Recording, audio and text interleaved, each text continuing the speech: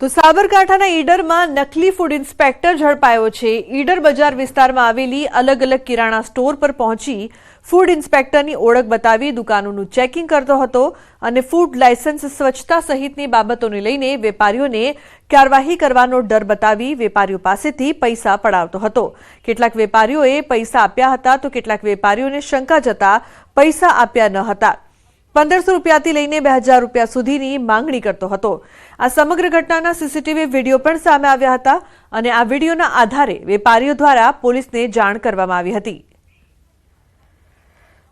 મને સામેથી કે હું અહીંયા ગવર્મેન્ટ ખાતામાંથી આવેલો છું, ફૂડ વિભાગમાંથી આવેલો છું ને તમારું લાયસન્સ બતાવો।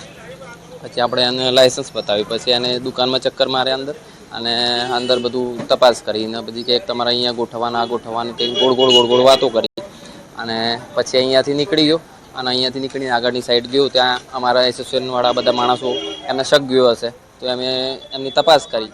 તપાસમાં ખ્યાલ આવ્યો કે આ કોઈ ડમી વ્યક્તિ છે। લગભગ 4 થી 5 વેપારીઓ છે, એ સળંગ લાઈનમાં બધી દુકાનો છે। એના ત્યાં જઈને પોતે ફૂડ ઇન્સ્પેક્ટર છે અને ત્યાંનું સાફ સફાઈ નથી બરાબર અને જે વેચાણ કરી રહ્યા છે એ બાબતનું લાયસન્સ ને એની માંગણી કરેલી હતી એણે અને હાલ જે તપાસ છે એ ઈડર પોલીસ સ્ટેશન ખાતે ચાલી રહેલ છે।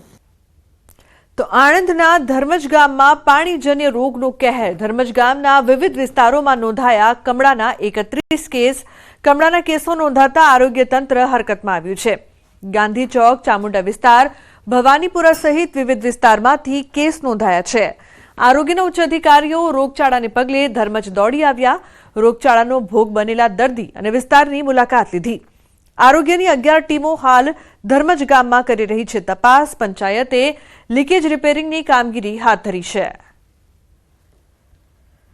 ધર્મજ ગ્રામ પંચાયત અને આરોગ્ય ખાતાના દરેક મંત્રીનો વિનંતી કરું છું કે જે આ પાણીની મિલાવટની જે ઘટના ધર્મજ ગામમાં બની છે ને જે કમળાનો રોગચાળો ફેલાઈ નીકળ્યો છે તેની તરફ કાર્યવાહી કરે અને એમને ન્યાય અપાવે।